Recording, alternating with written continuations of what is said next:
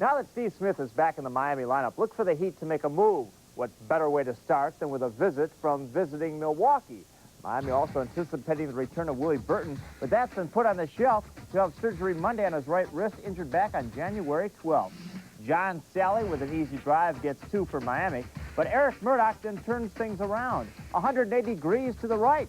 3 steals in the quarter for Murdoch. The Bucks go on a 22-5 run.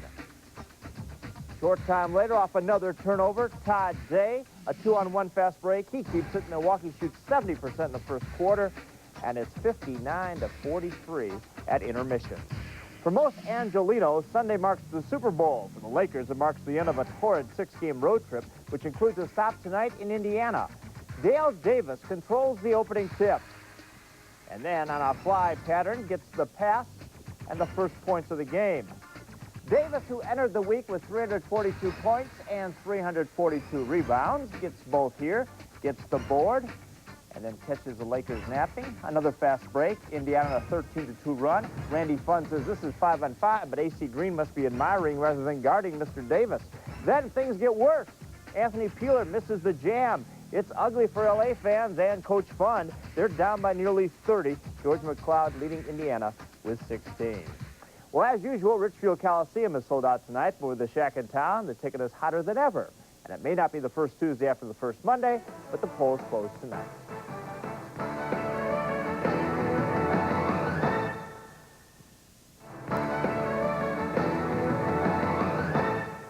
The Hawks and the Knicks are at halftime, so are the Magic and the Cavs, with Shaquille O'Neal making his first trip to Cleveland. However, the Shack has taken a seat along with the sold-out crowd. His stats for the first quarter, no points, 3 minutes, 2 fouls.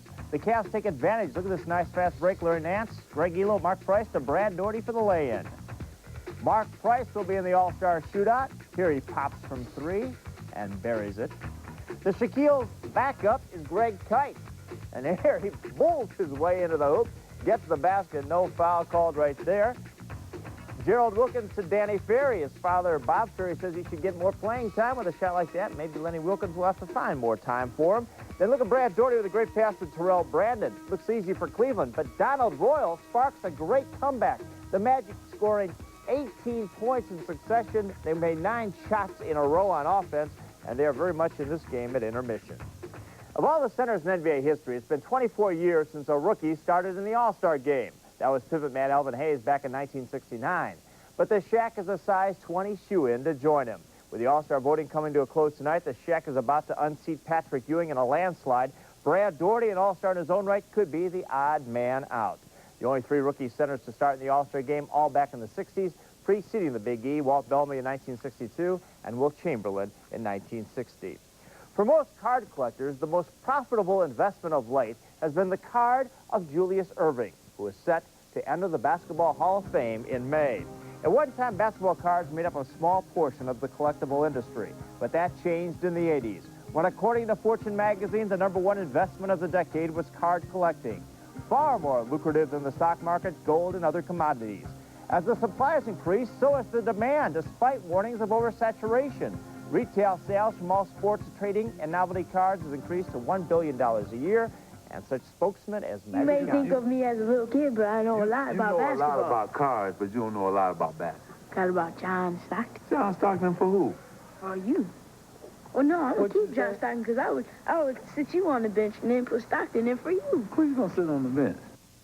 And on the shelf, for the first time this week, the Shaquille O'Neal rookie card. Now, any card with Michael Jordan is big, but you have to admit, the Shack is making a big impact. We'll be back in a moment.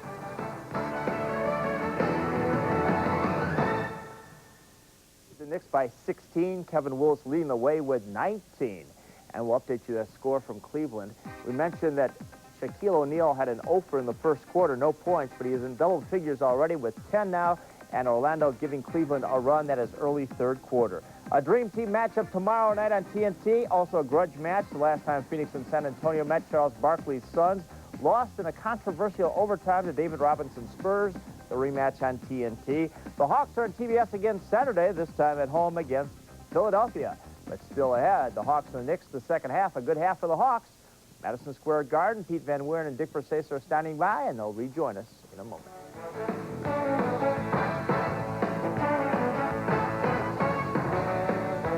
The Reebok Halftime Report has been brought to you by Reebok, who reminds you life is short. Play hard.